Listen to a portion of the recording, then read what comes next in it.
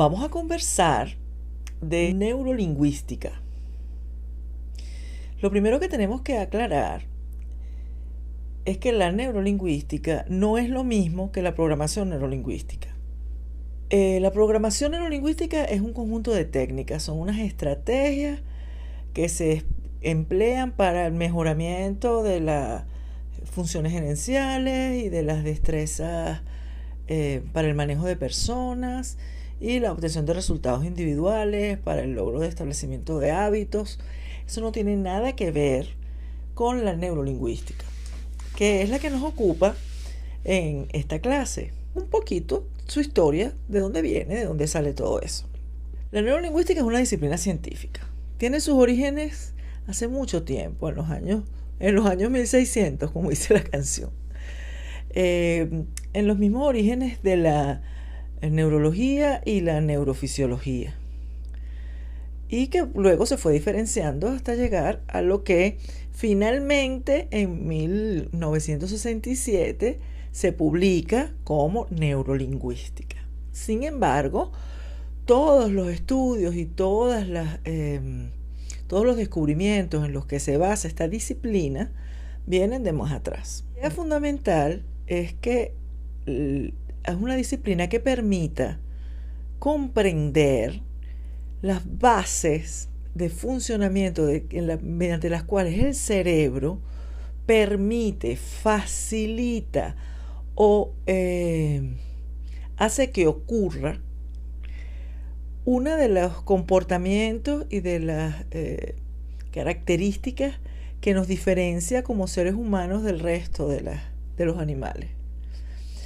Una de ellas es el manejo de las manos, la forma en que utilizamos las manos.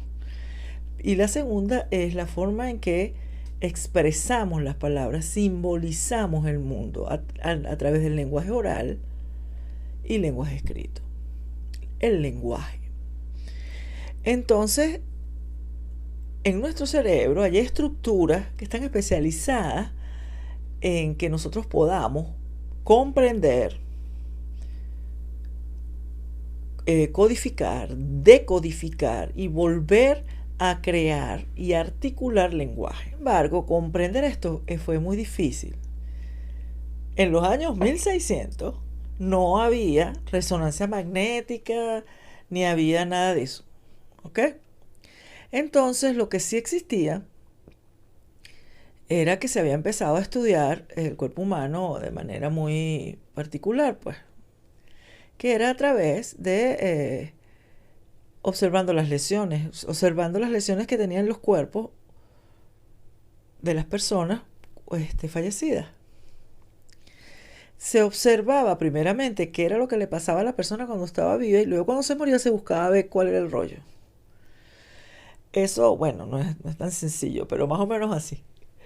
Así pasó durante muchos años. Y se creó una disciplina que se llama la afasiología. Las afasias son trastornos del lenguaje. Entonces, al estudiar a personas con trastornos del habla, sobre todo, y tanto de la expresión como de la comprensión, personas que tenían problemas para comprender y para expresarse a través del lenguaje, luego de haber sufrido algún tipo de trauma, es decir, lesión a nivel de su cerebro, eran estudiados, y una vez morían, su cerebro se estudiaba a ver qué pasaba. Y así hicieron para descubrir todas las funciones del cuerpo humano y su representación en el cerebro. Hay un señor muy famoso, se llama Brodmann, que fue el primero que hizo como un mapa del cerebro, en donde puso en cada una de las zonitas que hay en el cerebro qué hace cada una y de qué se ocupa. Hubo muchísimos investigadores,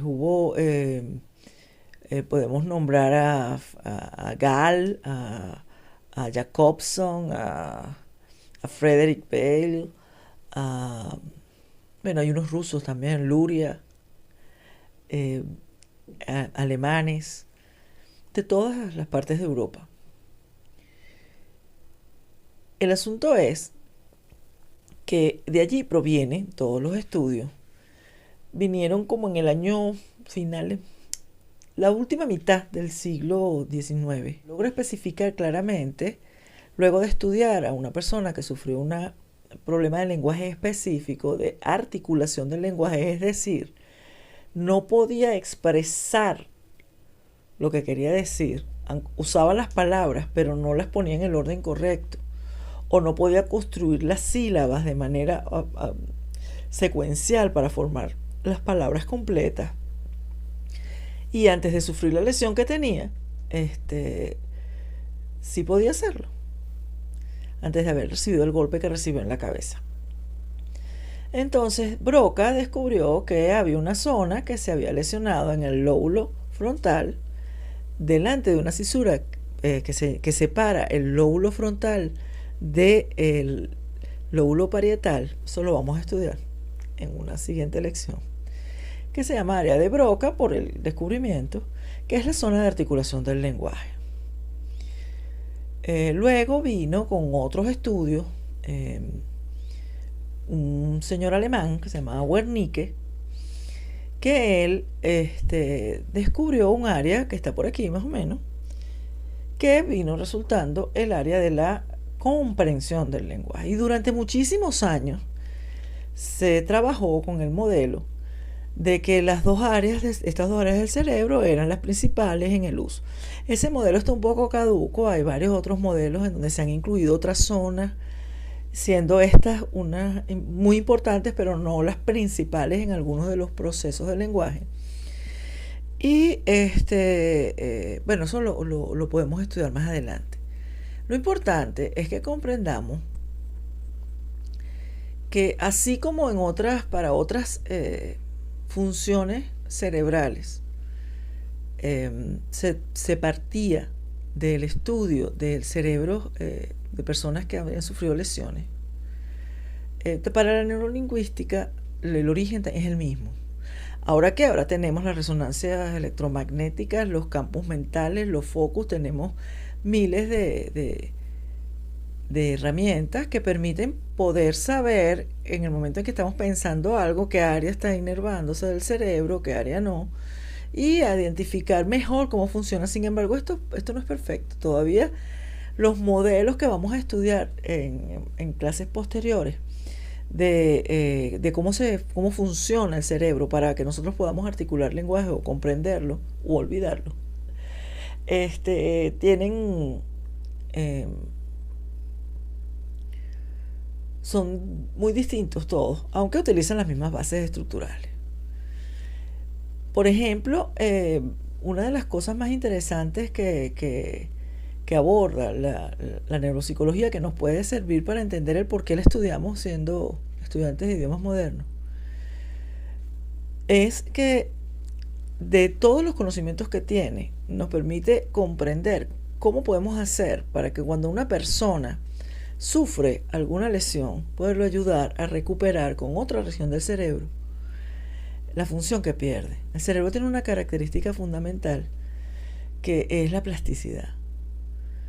Y cuando eso significa, no es que la plasticidad no es que sea como plastilina, la plasticidad es que permite que neuronas y partes del cerebro que no están especializadas en una función específica puedan asumir con entrenamiento esa función cuando el área específica es lesionada.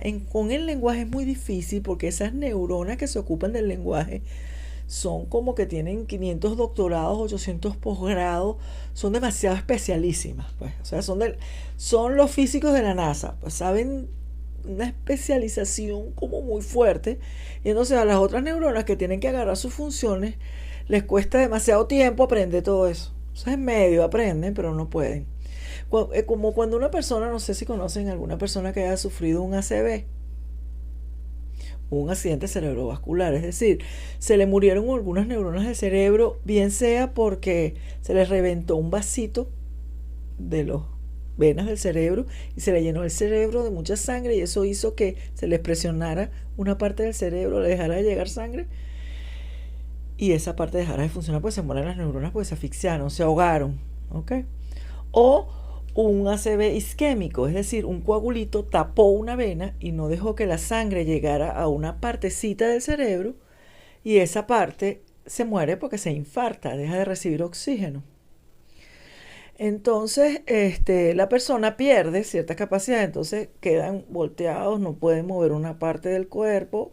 Si la lesión es de este lado, no pueden mover esta. Si es de este lado, no pueden mover esta. Eso lo vamos a ver ahora en la especialización hemisférica. Y